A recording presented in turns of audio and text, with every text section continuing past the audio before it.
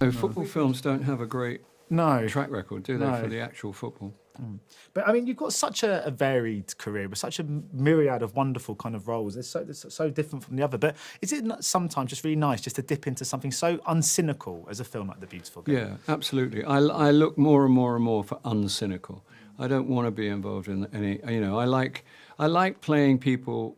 I like being involved in projects that might be useful, obviously, but also I like playing people that are just kind of decent people, not making a big fuss about it and just trying to do the next right thing. It's kind of, because they don't always get dramatized very much. So it's quite cool to do that. Because we had sort of Mel Young in here before I interviewed. I mean, right. It's remarkable what he's kind of achieved, isn't it? And being there on set, you must have got a real sense for quite how big he's sort of a thing he's kind of put together. Yeah, it's incredible, his achievement over 20 years. The first one was in Austria, I believe, and it's been going for that long, and lots of quite influential people are now involved, and it's a wonderful thing. And one of the great things was, as he probably explained, a lot of the people that came to play in the football in the other teams, like the American team or the German team or the French team, they were people who'd been through the Homeless World Cup process and were now no longer homeless and were rehabilitated to some degree. So there was symmetry there.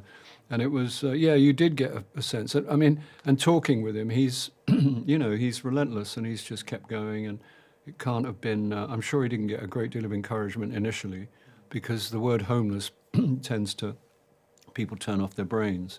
But he's done a beautiful thing. I mean, being on set must have been wonderful, but conversely, you were with Thea and Micheal, who are both Arsenal fans. It must have been difficult being surrounded by Arsenal fans. Yeah, it wasn't easy. It was tough. I mean, they're perfectly nice people, but, what's all that about? It's like, it's a shame, and I felt, it's embarrassment, really. I feel embarrassed on their behalf, but what can you do?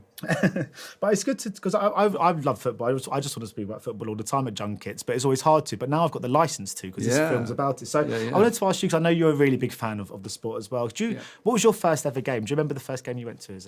I can't remember the first ever game. It would have been a Palace game, but I can't remember which one. I don't now go to games much. I'm a TV guy. I'm a what's the word? Shameless. I don't mind at all. I'm not guilty about it. I like watching it on telly. I like action replays. I like being close to the kettle.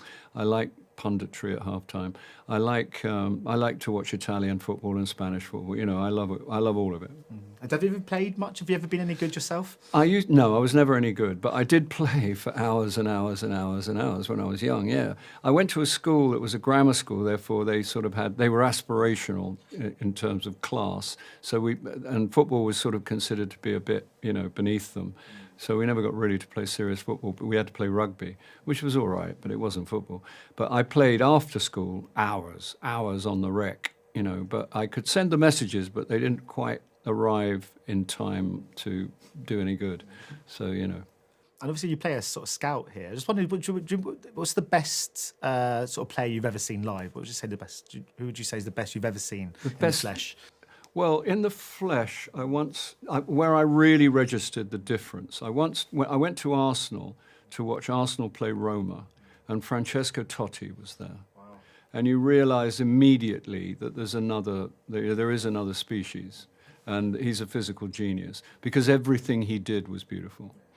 And the fact, just collecting the ball. Every movement was on a different level. I mean, and I don't think that was just hype. I think I really experienced it. He was just, it's like I watch a lot of, it's like when you watch Lionel Messi, everything about him is perfect. The balance and the timing and a lot of it is about the timing of everything. It's all a little bit early. It's always earlier than you think it should be, or it would ever occur to you.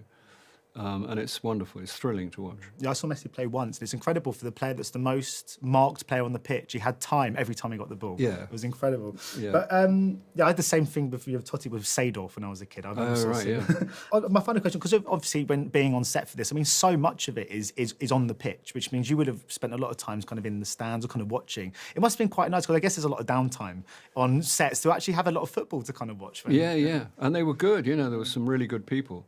Michael Ward is a pretty good footballer, and there were lots of very good from all the different countries, So yeah, it was nice. You're in the middle of Rome.